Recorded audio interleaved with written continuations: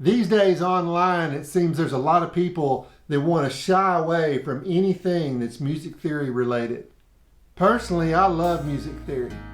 So back when I was learning how to play guitar prior to the internet, I learned open and bar chords and the pentatonic scales and played by ear pretty much for the first 5 years. Then I took guitar lessons from a classical guitar player and he taught me the modes, and that totally changed my life on guitar.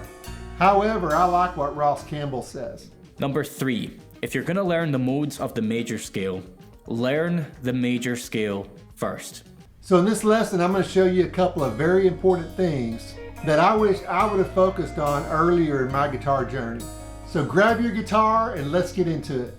Okay, so what we want to start with is intervals. Simply the distance from one note to the next note. Intervals are very important because they're used to build chords and scales. It's important to know what they're called and what they sound like. So there's two types of intervals.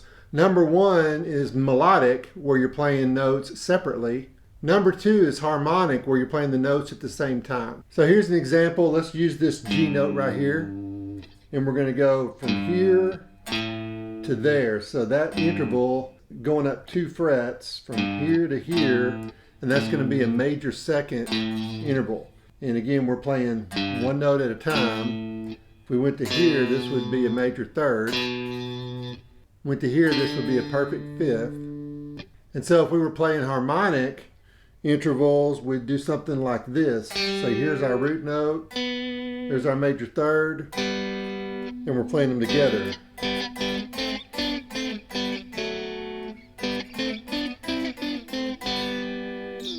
So let's talk about what all the intervals are called, starting with this G note right here on the 6th string.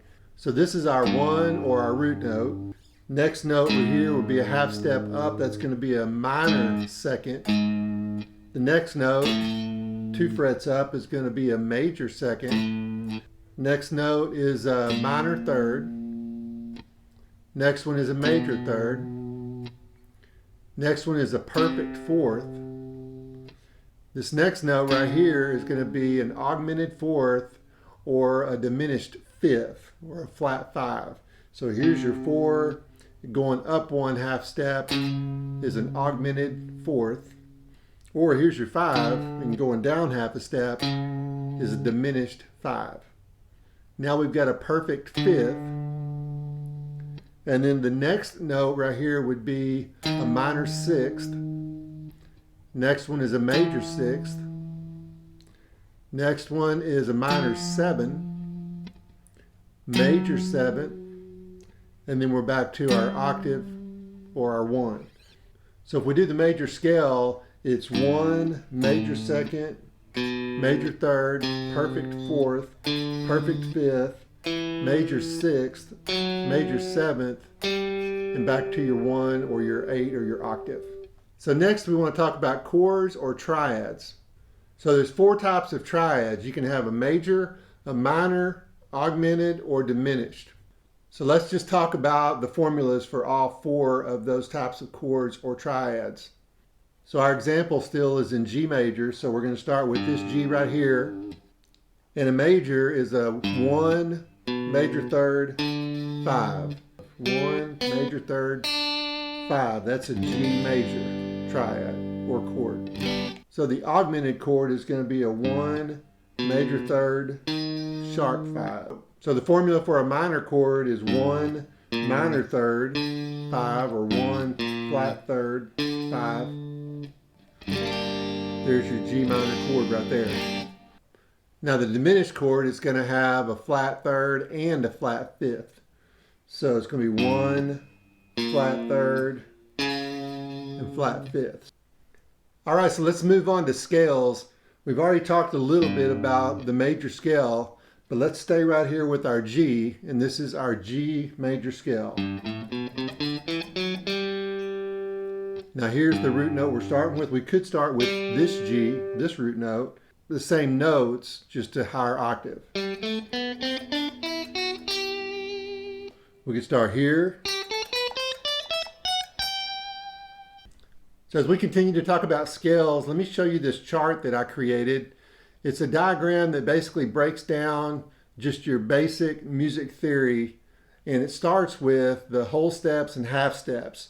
If you'll take a look, anything where you start with a note and you go up 2 frets, that's a whole step. If you only go up 1 fret, that's a half step. So this one to that major second is a whole step.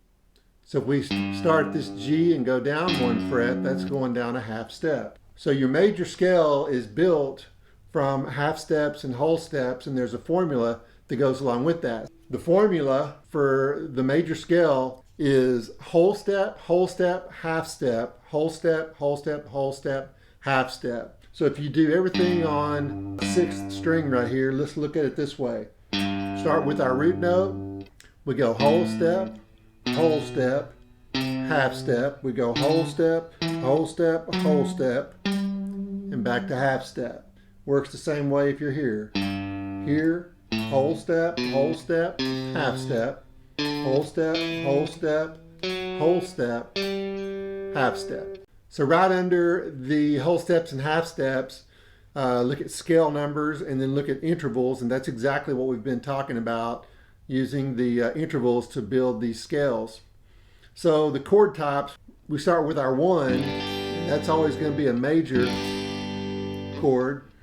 Our 4 and our 5, 4 and 5 are major chords. And then our 2, 3, and 6 are all minor chords.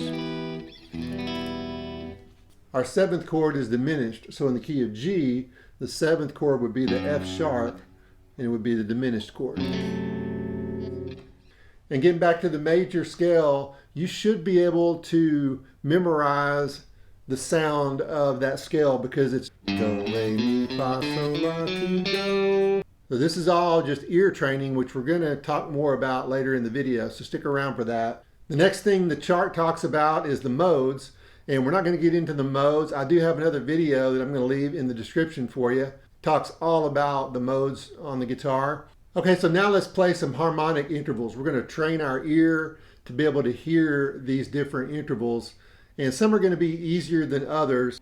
Now we're going to stay in the key of C here. We're going to take this root note and we're going to go to our octave, which is right here. We're going to play them together, and we're just going to walk down and listen to all the different intervals. So this is our octave. This is our major 7th. This is our minor 7th. This is our major 6th. This is our minor 6th. This is our 5th, perfect 5th. This is our augmented 4th or diminished 5th. And then our perfect 4th is right here. Major 3rds right here. Minor 3rds right there. Major 2nd. Minor 2nd. Back to your 1 or your root note. So there's so many different examples you could use when it comes to the harmonic intervals. So once again, you've got your power chord for your 1 and 5 or your 5ths, perfect 5ths. You've got, kind of know what the 4th sounds like.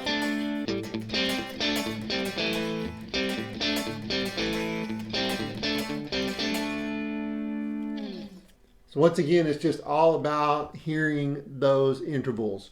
So whether you're talking about a perfect 4th, a major 3rd, a minor 3rd, you should be able to always hear that major, minor, because here's your major chord, minor chord. You should always be able to hear the 7th, which would be, this is a dead giveaway for the major 7th, because you can hear it. 7th chord right here, major 7th, C major 7th right here. Of course, I had this note back here, and now it's just a regular C major. This makes it a C major 7th. And again, you should be able to hear from major to a major 7th to a dominant 7th because it's got that flat 7th. So I'm going to show you one more thing when it comes to the 6th.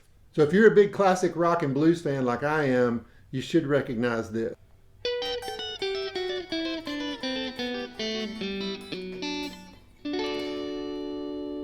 I want to give a shout out to Rick Taylor with RBI Music and Vintage Guitars for loaning me this guitar to use in the video.